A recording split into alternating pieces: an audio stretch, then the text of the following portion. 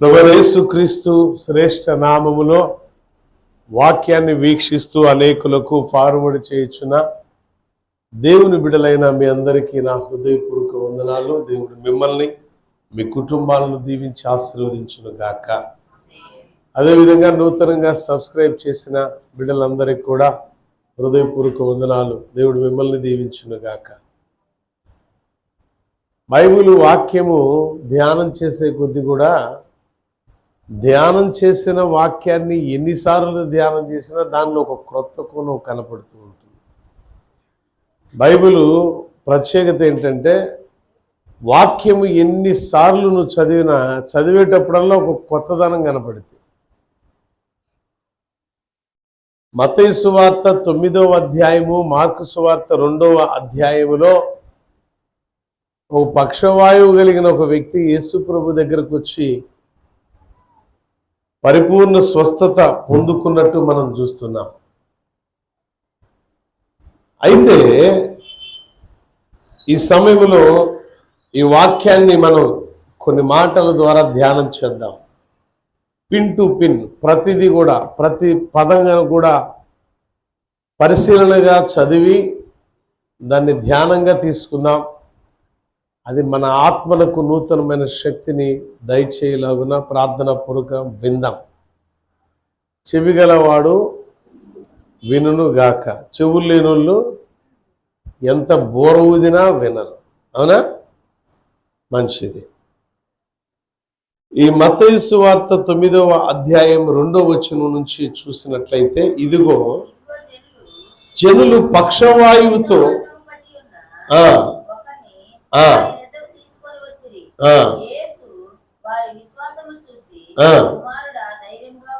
చాలు.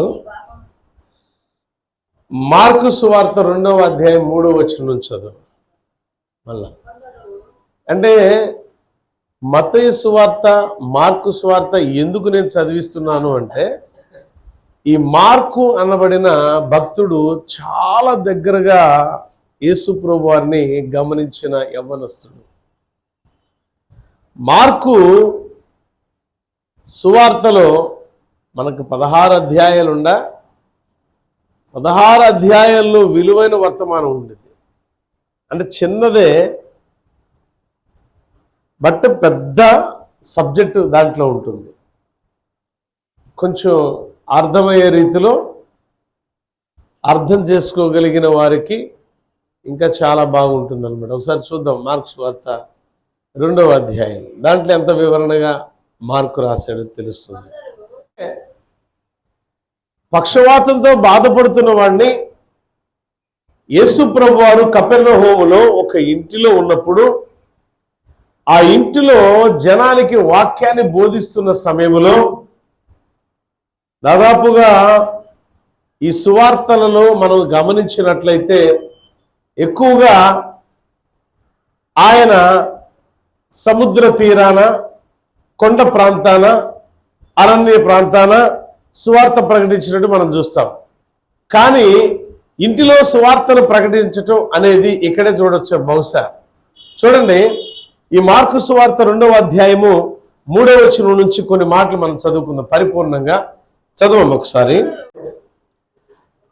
పక్షవాయువు గల ఒక మనుషుణ్ణి 4 చేత మోయించుకొని ఆయన యొద్దకు తీసుకొని వచ్చిరి.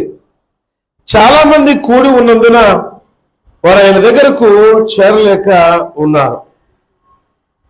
ప్రియులారా, చాలా మంది కూడి ఉన్నందున చేరలేకపోయారు. ఆయన ఉన్న చోటికి కరెక్ట్గా పైకప్పు మీదకెక్కి ఆ సందు చేసి అక్కడ పక్షవాయువు గలవాడిని అదే పరుపు మీద చిన్నగా తాళ్ళేసి దించారు. యేసు వారి యొక్క విశ్వాసాన్ని చూశాడు. యేసు ఈయన గమనించాలి మనం. యేసు ఎవరి విశ్వాసాన్ని చూశాడు? చదవండి ఒకసారి. ఎవరి విశ్వాసం అది? దేవుని స్తోత్రం, హల్లెలూయా. అంటే మోసుకొచ్చిన వారు ఎలాంటి వారు? విశ్వాసముతో ఉన్నవారు. మరి ఇక్కడ కూర్చున్న వాళ్ళందరూ కూడా విశ్వాసులా? నిజాలు చెప్పండి, అబద్ధాలు. విశ్వాసులే. Very good. ఎవరినన్నా ఎప్పుడన్నా మీరు మోసుకొని వచ్చారా? అంటే మోసుకొని నెత్తిని భుజాన్ని వేసుకొని తీసుకురమ్మని కాదు నేను చెప్తుంది.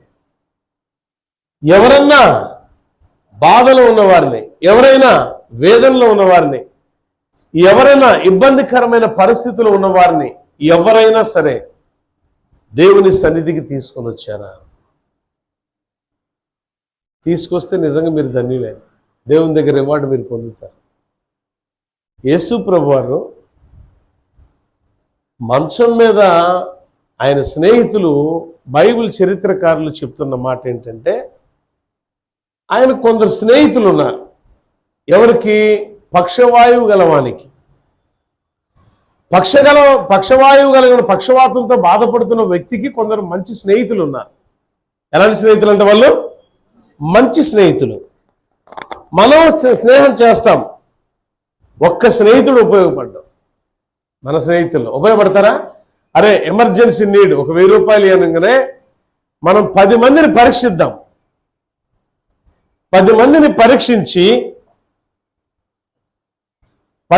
పరీక్షించి అడిగితే 10 మంది ఇస్తారు కదా మనకి. ఎందుకంటే మనకున్న మంచి స్నేహితులు కదా. ఉన్నారా అట్ట మంచి స్నేహితులు? మంచి స్నేహితుడు ఎవడో తెలుసా?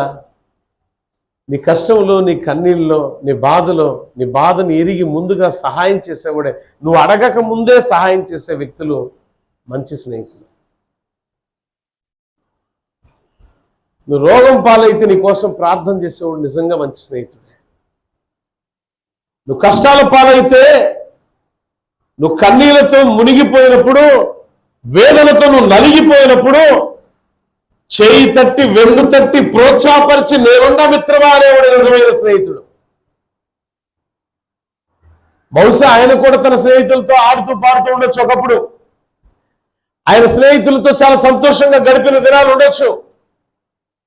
కానీ ఆయన స్నేహితులు ఎలాంటి వాళ్ళు తెలుసా? పక్షవాతంతో బాధపడుతున్నప్పుడు, కాళ్ళు చేతులు సరిగా పనిచేయనప్పుడు, ఆర్థిక పరిస్థితులు చిన్నాభిన్నమైనప్పుడు, ఆత్మీయంగా కూడా తన సరిహద్దులు దాటిపోయి పాపములో మునిగిపోయి ఏమీ చేయని నిస్సహాయ స్థితిలోనికి దేవునికే దూరమైపోయిన ఒక వ్యక్తిని మంచి స్నేహితులు అన్న వాళ్ళు దేవుని దగ్గరకు తీసుకొచ్చారు. ఇదండి మంచి. దేవుని దగ్గరకు నేను నిరంతరం నడిపించాలని తాపత్రయపడేవారు మంచివారు. కానీ నిరంతరము కుళ్ళు, కుట్రలు, కుతంత్రాలతో నిరంతరం నీ మెప్పు కోసం ఏదో చేద్దాం అనుకునే వ్యక్తులు ఎన్నటికీ నీకు మంచి స్నేహితులు. ఒక సమస్య వచ్చిందంటే, ఒక బాధ వచ్చిందంటే దేవుని పాదాల దగ్గర ఇది పరిష్కారం అని చెప్పి అనాలే తప్ప కుళ్ళుతో, కుట్ర ఆలోచనలతో, కుతంత్రాలతో నీకు మాస్టర్ ప్లాన్లు ఇచ్చే వాళ్ళందరూ కూడా దొంగలే. వాళ్ళెంత మాత్రం మంచివారు కాదు. మంచివాడనేవాడు మంచి ఆలోచన ఇస్తాడు. మంచివాడన్నవాడు పడిపోయిన స్థితిని బాగు చేయాలనుకుంటాడు. మంచి అనుకున్నవాడు పాపంలో మగ్గిపోతున్న నీ జీవితానికి జీవపు వెలుగు ఇవ్వాలని కోరుకుంటాడు. ఇది మంచి కదా. పక్షవాతంతో బాధపడుతున్నాడు. పక్షవాతంతో బాధపడేవాడికి 4 బొచ్చెలు మోయడానికి మోస్తాడన్నట్టు ఏమిటన్నా? మోస్తాడా? ఏంది బాబు అన్న కొద్ది కూడా క్షమాపణ కూడా లేదనుకుంటా. పక్షవాతంతో బాధపడేవాడిని లే పోయి అని అంటున్నాడు. ఏంది ఇంత క్రూరుడా అంటాడా? లేదా పక్కనోడు అంటాడా? పాపం వాడు కాలు చేయి బాలా, కనికరించి ఒక ముద్ద అన్నం పెడదాం, కనికరించి వాడి కాలు చేతులు బాగవడానికి ఏదన్నా మార్గం చూపిద్దాం అన్నవాడు మంచివాడు అవుతాడా? నీ ఆర్థిక స్థితులు, నీ పరిస్థితులన్నీ చిన్నభిన్నమైపోయినాయి. పక్షవాయువు కలిగిన వాడు ఏ రీతిలో పడిపోయాడో నీ పరిస్థితులన్నీ చిన్నభిన్నమై పడిపోయిన పరిస్థితులు నిన్నప్పుడు ఎవడైతే నీ దగ్గరకు వచ్చి నీ వెన్ను తట్టి ప్రోత్సాహపరిచి లేపుతాడో వాడే నిజమైన స్నేహితుడు. గుర్తుంచుకో, స్నేహితుడిని ఒక్కడిని సంపాదించుకున్నా చాలు. ఒక్క మంచి స్నేహితుని సంపాదించుకున్నా చాలు. నేను అనుకునేవాడిని చాలాసార్లు, నా ఫోన్ కాంటాక్ట్స్ అబ్బా ఇన్నున్నాయి, వీళ్ళందరూ మంచి మిత్రులేనే అనుకుంటూ ఉండేవాడిని. కానీ ఆపద సమయంలో నా మంచి మిత్రులు ఎవరు నాకు తెలుసు. నాకు సహాయం చేయగలిగిన వారు, నన్ను ప్రేమించే వాళ్ళు ఎవరో నాకు తెలుసు. నన్ను ఆదరించే వాళ్ళు ఎవరో, నన్ను ప్రోత్సాహపరిచే వాళ్ళు ఎవరో నేను గమనించాను. ఆ స్నేహితుల కొరకు నేను ఎప్పుడు కూడా మంచి చేయడానికి పరితపిస్తా. ఆ స్నేహితుల కోసం ఏ పనైనా చేయడానికి సిద్ధపడతా. ఏ పని అంటే చెడ్డ పని కాదు. నాకు సమయం వచ్చినప్పుడు ఎంతవరకు హెల్ప్ చేయాలి అంతవరకు నేను చేస్తా. చెడ్డవారి కోసం అయితే నా వల్ల కాదు, కానీ నా మంచి స్నేహితులను కోల్పోవటం నా వల్ల కాదు. ప్రియులారా, ఒక నలుగురిని మన పెద్దలు అంటారు ఒక మాట, రే నలుగురిని సంపాదించుకున్నవాడు గొప్పోడు రా అంటాడు. ఎందుకు ఆ నలుగురు? చెప్పండి. ఎందుకు? చస్తే మోయటానికే కాదు, పడిపోయిన పరిస్థితుల్లో నిన్ను మోయటానికి కూడా. దేవునికి స్తోత్రం, హల్లెలూయా. ఇక్కడ పక్షవాతంతో బాధపడుతున్న వ్యక్తి గురించి మనం చదువుతున్నాం. పక్షవాతంతో బాధపడుతున్న వ్యక్తి గురించి మనం ధ్యానం చేస్తున్నాం. అసలు పక్షవాతం ఏంటి? పక్షవాతము అనగా పాపమే, మరొకటి కాదు. దీని అర్థం ఏంటంటే బైబిల్లో కొన్ని ఉన్నాయి. కుష్ఠరోగం అంటే ఏంటి అని అనుకోవచ్చు, పాపమే. కుష్ఠరోగం అంటే పాపమే. కుష్ఠరోగం మానవుని యొక్క దేహంలోనికి ప్రవేశించి ఏ రీతిలో ఆ దేహాన్ని ఆ పురుగు తొలిచి వేస్తూ ఉండిద్దో, మన పాపం విస్తరించే కొద్దీ, మన పాపపు సరిహద్దులు విస్తరించే కొద్దీ మన దేహమే కాదు, మన ఆత్మ కూడా ఏమైపోతుంది? తొలిచి వేయబడుతూ ఉంటుంది. ఒక ఆకు దగ్గరికి వెళ్ళి, పచ్చగా ఉన్న చెట్టు దగ్గరికి వెళ్ళి మనం చూస్తాం, చెట్టు ఎంత పచ్చగా ఉందో, దగ్గరికి వెళ్ళి ఆకులు కొరికేస్తా ఉంటాయి కొన్ని పురుగులు, చూస్తామా? అవును కదా? అసలు ఆకు సాయంత్రానికి ఎలా కనపడుద్ది? ఆడ ఆకే కనపడదు. బాబు తినేసి ఆ పురుగును చూసి నా పురుగే భలే ఉంది అని సంబరపడతామా? మా పచ్చని చెట్టుని భలే పాడు చేస్తున్నామమ్మా, నీకు నిండు వందనాలు తల్లే అంటామా? ఏం చేస్తాం? దాన్ని చంపేస్తాం. ఎందుకు తెలుసా? ఎందుకు? దాన్ని వదిలిపెడితే చెట్టంతా పాడైపోతుంది. ఒక పాపము చేసి నువ్వు అనేక పాపాలకి తావిస్తూ పోతున్నావు. దాన్ని అక్కడే చంపటల్లా. చంపలేని పరిస్థితిలో నువ్వు ఉన్నావంటే, పక్షవాతంతో పడిపోయిన వాడు ఎలానో నీ జీవితంలో కూడా అలానే నువ్వు కూడా. యేసుప్రభు దగ్గర తీసుకొస్తే ఆ స్నేహితులను చూసి అన్నాడంటావు, బైబిల్ చరిత్రకారుడు అంటాడు, ఇంత గొప్ప స్నేహితులు, మంచి స్నేహితులు, ఎలాంటి స్నేహితులు తెలుసా? మంచి స్నేహితులు సంపాదించుకున్న అతను ధన్యుడే. పాపే, కానీ ఆ పాపాత్ముడికి ఉన్న స్నేహితులు ఎలాంటి వారు తెలుసా? పరిశుద్ధులు. దేవుని స్తోత్రం, హల్లెలూయా. జనరల్గా ఏముండిద్దంటే మన యొక్క ఆధ్యాత్మిక జీవితంలో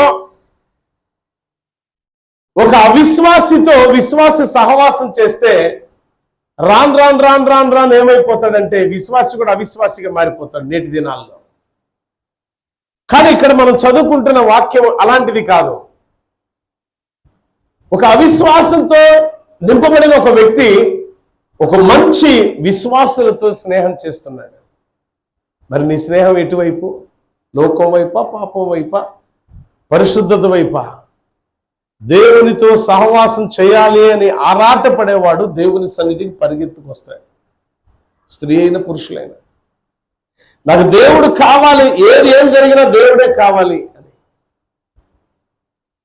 దేవుని సముఖానికి పరుగులెత్తుకూర్చే నీ పాదాలను దేవుడు నువ్వు పరిగెత్తకుండా ఆ పాదాల ఆశీర్వాదంలోనికి నడిపిస్తూ ఉంటాడు.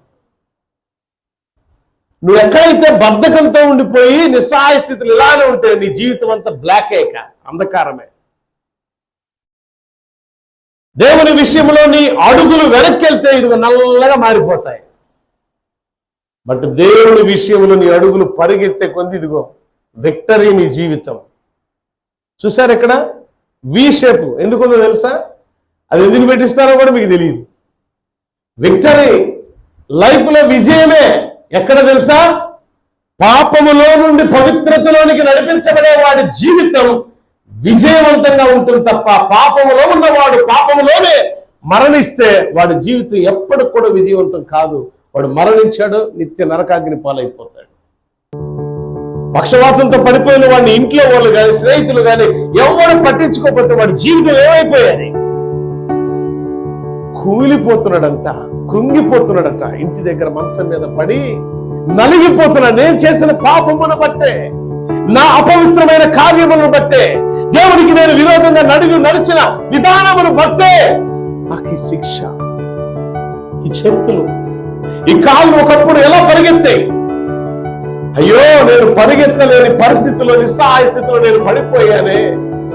ఇది పడిపోవడానికి కారణం నా పాపమే కదా.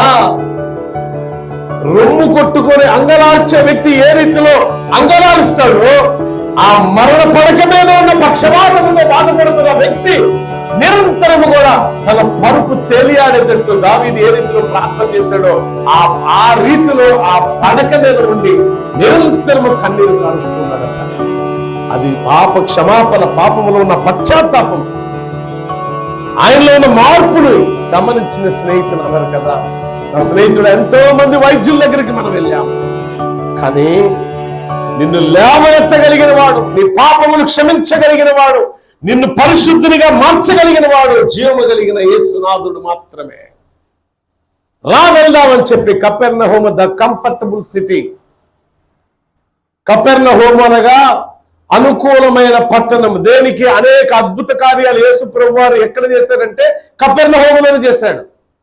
మార్కు సువార్త 2వ అధ్యాయం ప్రారంభం నుంచి ఉంటుంది. చూడండి ఒకసారి, ప్రారంభ వచనం నుంచి. కొన్ని దినములైన పిమ్మట ఆయన మరలా ఎక్కడికి వచ్చాడట?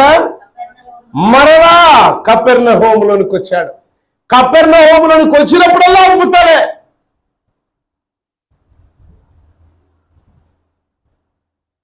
కపెర్నహూములోనికి వచ్చిన ప్రతిసారి కూడా ఎందరో జయ జీవితాలు పొందుకున్నవారు, మరెందరో తమ జీవితాలను మార్చుకున్నవారు. యేసు ప్రభు సత్య సువార్త దేవుని సేవకుల ద్వారా అనేక రకాలు వినిపించబడుతున్నా విజయాన్ని పొందుకోలేకపోతున్నావంటే అవిశ్వాసంతో కూడుకున్న నీ క్రియలే కారణం, మరొకటి కాదు. నిన్నెవరు చెడగొట్టలా, నీ అవిశ్వాసపు క్రియలు నేను చెడగొట్టేస్తున్నాయి. నీ అవిశ్వాసంతో కూడుకున్న ఆలోచనలు నేను అంధకారంలోనికి నెట్టివేస్తున్నాయి. మన బ్రతుకు దినములు మారిపోవాలి అంటే ప్రభు దగ్గరికి మనం రావాలి. మన స్థితిగతులు మారిపోవాలంటే యేసయ్య దగ్గరకు పరిగెత్తుకుంటూ రావాలి. ఈయన రాలేడు, నేను వెళ్ళలేను కదా, నేను నడవలేను కదా, కనీసం నోటి నుంచి మాట కూడా పక్షవాతంతో ఉన్నవాడు మాట్లాడతాడు సరిగా? అమ్మా, మాట్లాడలేను కదా, నలిగిపోతున్నాడండి. పాపంతో నింపబడిన నీ జీవితం ఏ రోజన్నా నలిగిపోయిందా? క్రీస్తు కోసం కరిగిపోయిందా? ఏ రోజన్నా సరే రొమ్ము కొట్టుకొని అంగలార్చావా? పాపం పాపం విస్తృతమైపోతుంది నీ పాపం సరిహద్దులు. రోజుకొకటి, రోజుకో అబద్ధం, రోజుకో అక్రమం. నీ జీవితమే పాపం, ఆలోచనే పాపం, నడకే పాపం, పడకే పాపం, చూపే పాపం, తలంపులే పాపం, పాపం పాపం. పాపపు రోగం విస్తరించిపోయి నీ దేహంలో ఉన్న అవయవాలన్నిటిని ఆ పాపం అనే పురుగు తొలిచివేయగా నువ్వు మరణ పడక మీదకు పరిగెట్టబోతున్నావు. ఇంతలా ఉంటే సరిపోదు. మనం బలంగా ఉన్నవాడు సరిపోదు, క్షణం చాలు దేవుడు నిన్ను పడేయటానికి. పక్షవాతంతో ఉన్నవాడు సన్నగా ఉన్నాడని రాయబడింది అక్కడ. అంటే సన్నటోడికి పక్షవాతం వచ్చి జరుగుతుందా బైబిల్ ఎక్కడైనా? లావటోడికి రాదా? ఈయన విర్రవేయగలేదా? వీగి ఉండదా? పాపపు జీవితంలో నడిచేటప్పుడు నాకేంటి అనే అహంకారంతో ఉండలేదా? నాదే మంచి జ్ఞానం అని అనుకోలేదా? కానీ ఎప్పుడైతే పడిపోయాడో తన స్థితిని గమనించాడు, తను చేసిన తప్పులేంటి ఒక్కసారి నెమరు వేసుకున్నాడు.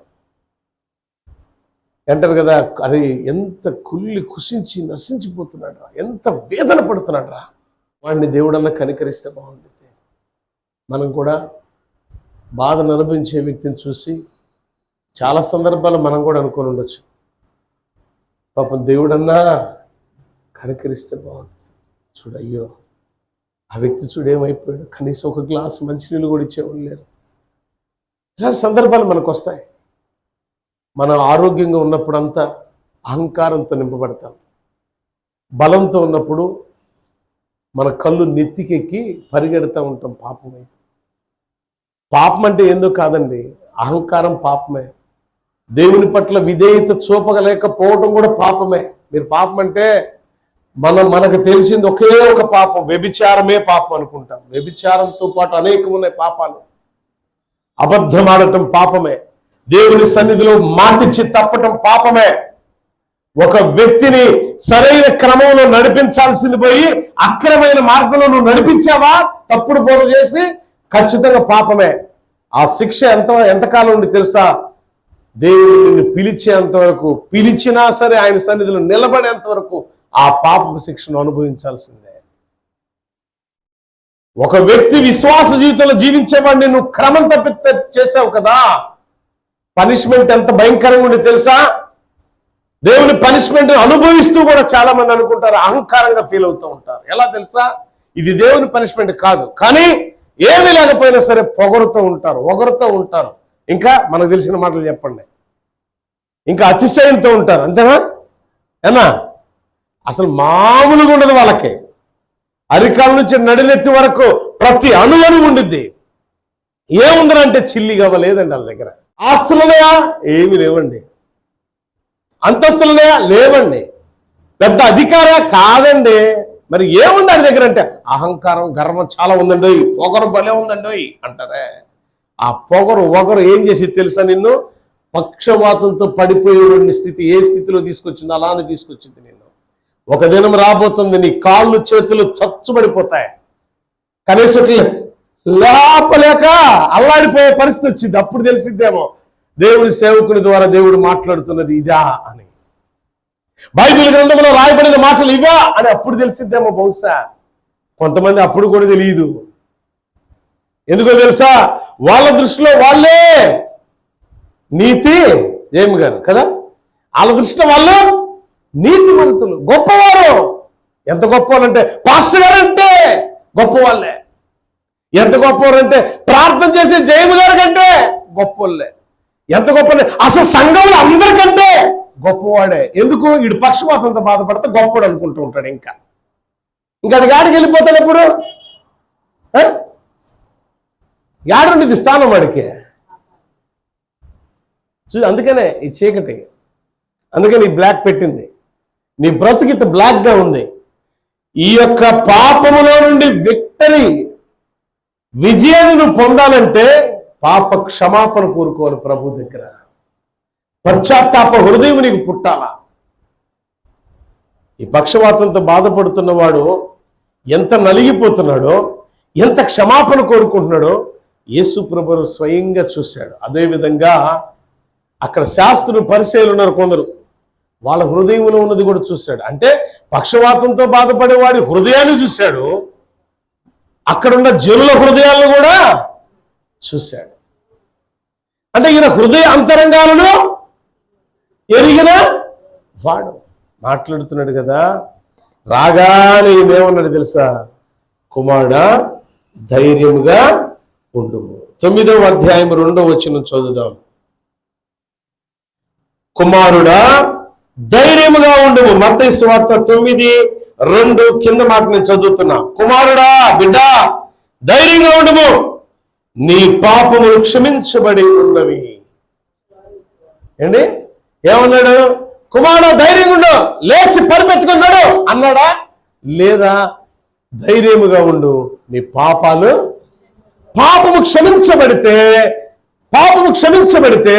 ఆ వ్యక్తిలోకి ఏమొచ్చింది? అప్పుడు పరిశుద్ధాత్మ వస్తుంది, పరిశుద్ధత వచ్చింది. పాపములు క్షమించబడితే చాలు, పాపం వల్ల వచ్చే శిక్ష ఈ పక్షవాతం కనుక ఆ శిక్ష కూడా తగ్గించబడుతుంది. రోగం కూడా ఆ నరాలు, ఎముకలు, కండరాలు చచ్చుబడిపోయినాయి కదా, నూతన జీవంతో, నూతన ఉజ్జీవంతో, నూతన బలముతో నింపబడతాయి. అప్పుడు వాడు లేస్తాడు. అందుకని అన్నాడు, నీ పాపములు క్షమించబడ్డాయి. యేసు ప్రభువుకి అక్కడ జరిగిన కొన్ని మాటలు మనం గమనిస్తే, మొట్టమొదట పక్షవాతము గల వ్యక్తి అంటే పాపముతో ఉన్న వ్యక్తి. ఆ వ్యక్తికి ఏమి లేదు అంటే ధైర్యం లేదు. ఏమి లేదట? ధైర్యం లేదు. ధైర్యం ఉంటే నువ్వు ధైర్యంగా ఉండని ప్రభు చెప్పాల్సిన అవసరము లేదండి. అక్కడ అంటున్నాడు కదా, బిడ్డా లేక కుమారుడా ధైర్యంగా ఉండు. పాపం చేసినోడు ధైర్యంగా ఎప్పుడు ఉండడు.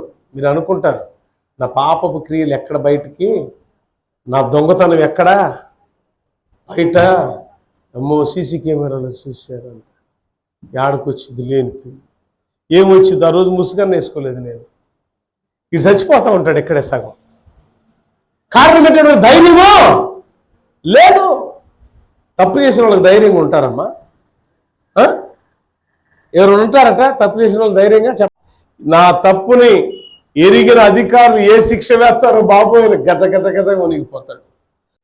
నేను చేసిన తప్పుకి ఏ శిక్ష వేస్తారని గజ గజ గజ అధికారుల దగ్గర వణిగిపోతూ ఉంటారు. కారణం ఏంటంటే వాడు తప్పు చేశాడు, పాపం చేశాడు కనుక వాడి ధైర్యం లేదు.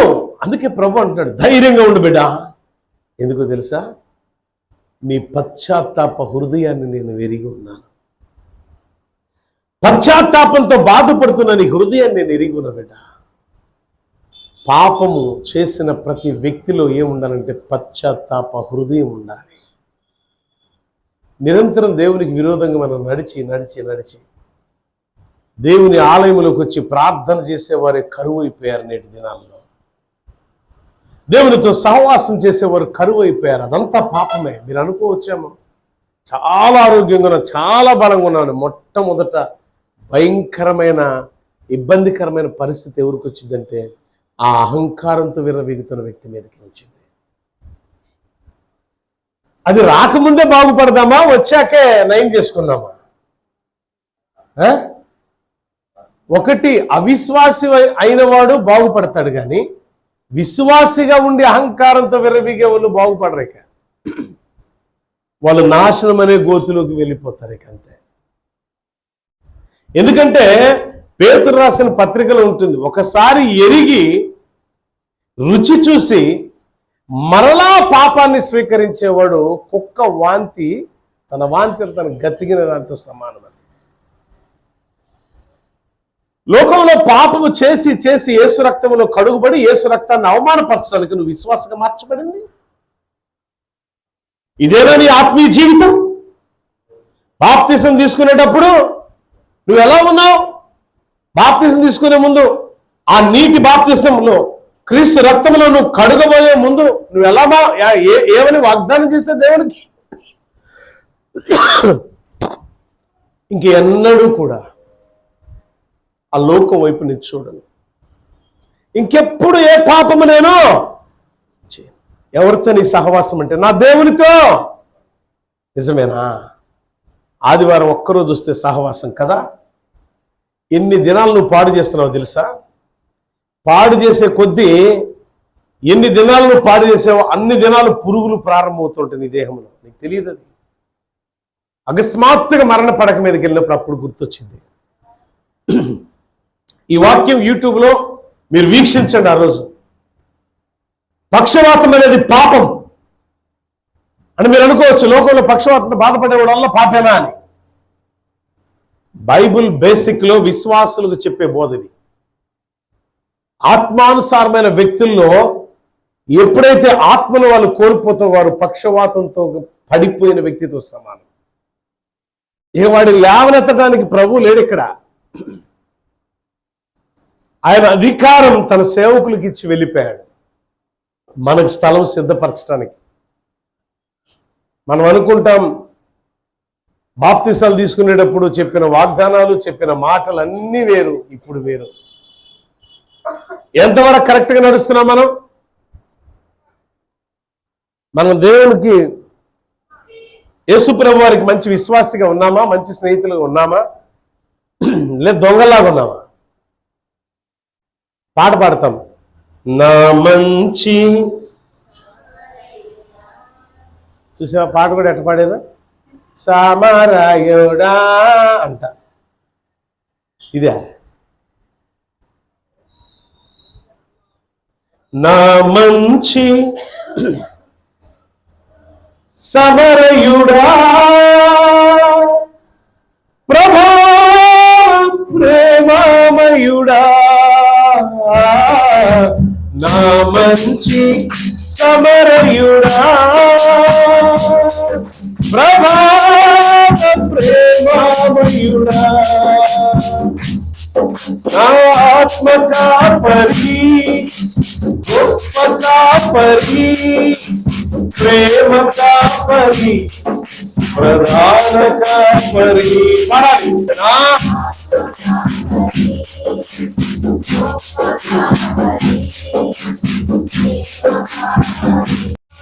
నా ఆత్మ కాపరి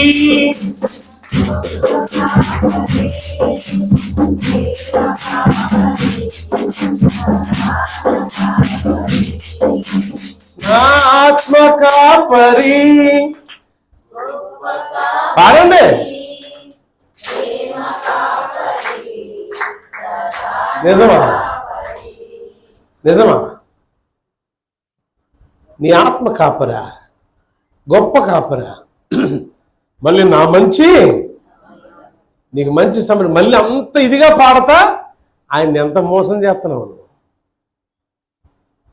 ఎంత మోసం చేస్తున్నావు. కానుకలేసేటప్పుడు బాధే, ప్రార్థన చేసేటప్పుడు బాధే, పరిచయం చేసేటప్పుడు బాధే, స్తుతించేటప్పుడు నోరు తెరవలేము, పాటలు పాడేటప్పుడు నోరు తెరవలేము. మళ్ళీ నా ఆత్మ కాపరి ఉటిదే దొంగ, అబద్ధమాడుతున్నాడు. నాలుగు కోసేస్తాడు దేవుడు. హృదయపూర్వకంగా పాడాలా, హృదయపూర్వకంగా పాడే ఆ హృదయాన్ని దేవుడు చూస్తాడు.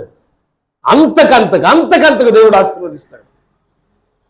నీ ఇబ్బందికరమైన కొలిమిలో దేవుడు నిన్ను ఆదుకుంటాడు. కష్టకాలం ముందు వెన్ను తట్టి ప్రోత్సాహపరిచి నిలబడతాడు నీ పక్షాన. నేనున్న బిడ్డ అని పౌలు అంటాడు, అందరూ నన్ను విడిచిపెట్టినా నేను ఒంటరిని కాల, నా ప్రక్కనే ఉండి నన్ను బలపరిచాడు ఆయన అంటాడు తిమోతి రాసిన పత్రికలో. ఎక్కడున్నాడు ఆయన అంటే నా ప్రక్కనే, ఎక్కడున్నాడు? నా ప్రక్కనే ఉండి బలపరిచాడు. ఆయన పాడతాడు, నా మంచి కాపరివయ్యా. హృదయపూర్వకంగా చెప్తాడు ఆ పదాన్ని. నువ్వు గొప్ప కాపరివయ్యా. సరిపోయిందా నాలుకకు? మనం అబద్ధాలాడుతూ మంచి కాపరివయ్యా. ఒక్కరు వచ్చి ప్రార్థన చేయరు ఇక్కడ, ఒక్కరు వచ్చి సరిగ్గా దేవుని స్తుతించలేరు. అన్ని అబద్ధాలే. ఆత్మ ఫలాలు మనం పొందుకోవాలంటే, ఆత్మీయమైన ఆశీర్వాదాలు రావాలంటే ఊరికినే రావు. హృదయ శుద్ధీకరణ ఉండాల. పక్షవాతంతో బాధపడే వ్యక్తి తను ఎంత నలిగిపోతున్నాడు ప్రభు చూసి, ధైర్యంగా ఉండు, నీ పాపాలు క్షమించబడ్డాయి, నీ పరుపెత్తుకున్నాడు అంటే మోసుకొచ్చిన వారిలో విశ్వాసం ఉంది, మోయబడిన వాళ్ళలో విశ్వాసం ఉంది. అందుకే బాగుపడ్డాడు. నువ్వు బాగుపడాలని ఉందా?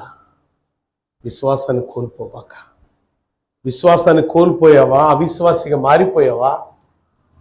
లోకంలో పనికి మాలిన ముచ్చట్లు, బైబిల్లో ఉంది ముసలి ముచ్చట్లు అని, అన్ని వ్యర్థమైన ముచ్చట్లే. ఆ ముచ్చట్లలో పడిపోయి నీ విశ్వాసాన్ని నువ్వు కోల్పోతే బిడ్డ, పక్షవాతంతో బాధపడే వ్యక్తి కంటే ఇంకా హీనమైన స్థితిలోకి వెళ్తావు. ఎందుకో తెలుసా?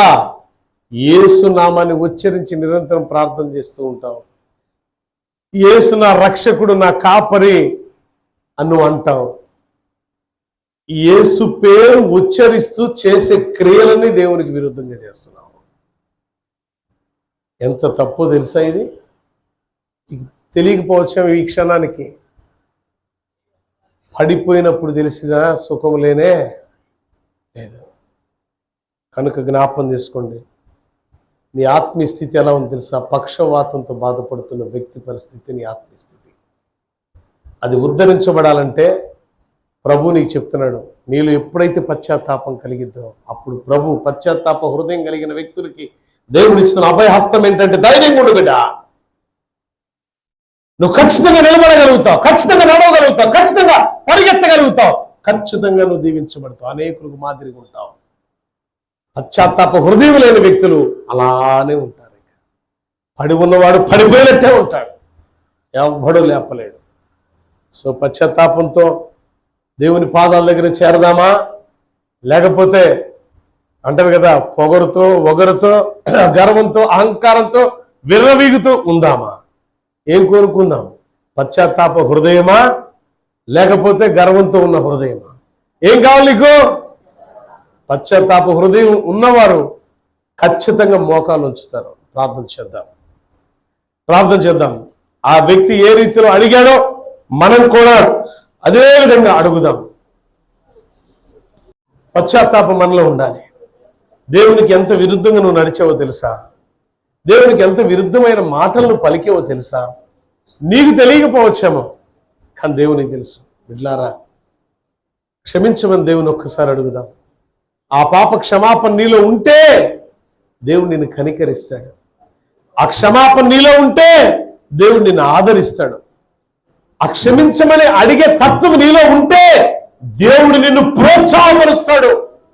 విజయవంతంగా విజయం వైపు నడిపిస్తాడు. ప్రార్థన చేద్దాం. మహాగణుడ మహోన్నతుడానికి స్తోత్రం. ఈ వాక్యాన్ని వీక్షిస్తున్న బిడ్డలందరినీ జ్ఞాపం చేసుకోండి. విన్న బిడ్డలను జ్ఞాపం చేసుకోండి అయ్యా. తెలుసో తెలియకో అహంకారంతో గర్వంతో విర్రవీగుతున్నాం మేము. నీ పరిచారకులుగా నీవు స్తుతించి ఆరాధించి కీర్తించవలసిన మేము పాపముతో మలినముతో అపవిత్రతో మా ఇష్టానుసారమైన జీవితాన్ని జీవిస్తున్నాం. మేము ఆత్మానుసారంగా పడిపోయామని గ్రహించలేకపోతున్నాం. ఆత్మానుసారంగా నిస్సాయితీలోనికి దిగజారిపోతున్నా గమనించలేకపోతున్నాం. మన్నించండి అయ్యా, క్షమించండి అయ్యా, లేవనెత్తండి అయ్యా. ఈ వాక్యాన్ని వీక్షిస్తున్న బిడ్డల్లో కూడా ఎందరు బలహీనలో దేవా వారిని బలపరచండి, ప్రభువుని ప్రోత్సాహపరచండి, దీవించండి. నూతన శక్తి, నూతనమైన బలం, నూతనమైన ఆరోగ్యం ప్రతి బిడను దయచేయండి. ఏ స్థితిలో ఉన్నా మా స్థితిని ఎరిగిన వాడా నూతనమైన పరిస్థితిలో నడిపించమని నీ కృప కలిగిన హస్తాలకు వాక్యం వీక్షించే వారికి, నూతనమైన సబ్స్క్రైబర్స్ని, అదేవిధంగా ఈ వాక్యాన్ని ఇతరులకు ఫార్వర్డ్ చేస్తున్న బిడ్డలకు తోడుగా ఉంచండి. వింటున్న బిడ్డలకు తోడుగా ఉంచండి. మరి ఉద్యోగం, వ్యాపారాలు, వ్యవసాయాలను, చేతి పనులను దీవించండి. 30 60 100 ఫలింపచేయమని యేసయ్య శ్రేష్ఠ నామమున అడుగుచున్నాను తండ్రి. ఆమేన్. God bless you all. దేవుడు మిమ్మల్ని మీ కుటుంబాన్ని దీవించి ఆశీర్వదించును గాక.